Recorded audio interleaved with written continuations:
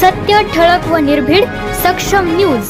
जतसह परिसरातील बातम्या पाहण्यासाठी सक्षम न्यूजला सबस्क्राईब करा. आमच्या इथं आम्हाला ही वाटा पाडल्याशिवाय ती मोजणी आणल्याशिवाय इथं काही करायचं नाही आणि केलं तर त्याला जड जाईल. इथं अजिबात काय करायचं नाही. आम्हाला वाटून द्यावं, त्याचं काम चालू करावं. कोर्टाकडं नकाशा बनवून घ्यायचा. कुठे त्यांचा हिस्सा आहे त्यांनी काम करावं तिकडे. असं कुठं आहे अजून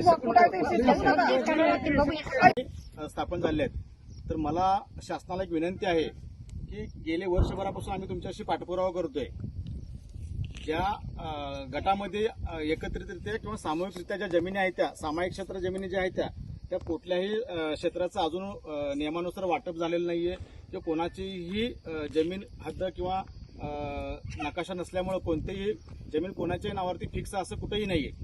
सर्व हे क्षेत्र सामायिक असल्यामुळं इथं अनेक लोकांनी आपापल्या पद्धतीने वहिवाटनुसार करून खात असताना काही लोकांनी त्या गैरवापर करून अनेक प्रकारच्या जमिनी ह्या लोकांकडून विकत घेतलेल्या आहेत आणि त्या विकत घेतलेल्या जमिनी ह्या ठिकाणी अशा बलाढ्य कंपन्या या ठिकाणी स्थापन झालेल्या आहेत. तर कंपन्या ह्या पूर्णतः कायदेशीरच्या चुकीच्या मार्गाने या ठिकाणी स्थापन झाल्या आहेत. तर मला कंपनीला पण एक म्हणणं आहे, जर तुमचं येणाऱ्या काळातलं नुकसान जर थांबवायचं असेल तर त्यांनी तात्काळ काम थांबवावं आणि आपली हद्द आणि आपला नकाशा फिक्स करावा आणि आपलं पुढचं काम चालू करावं.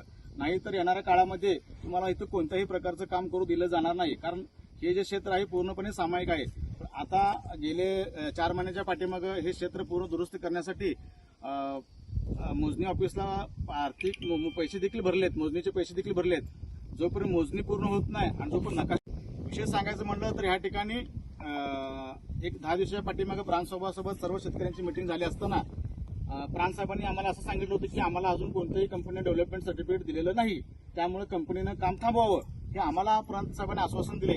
आणि लगेच एका दिवसामध्ये प्रांतसाहेबांनी कंपनीवाल्याला बोलवून तुम्ही काम चालू करा आणि आम्ही तुम्हाला परमिशन देऊ. हा दुपट्टीपणा जर प्रांतसाहेब आमच्यासोबत करत असतील तर प्रांतसाहेबांच्या कार्यालयासमोर आम्हाला सर्व शेतकऱ्यांना उपोषण केल्याशिवाय पर्याय उपलब्ध दुसरा कोणता नसणार आहे. माझी शासनाला एक विनंती आहे, हा गरीब शेतकरी पोशिंदा हा एकदम कष्टाळू आहे, एकदम प्रामाणिक असतो.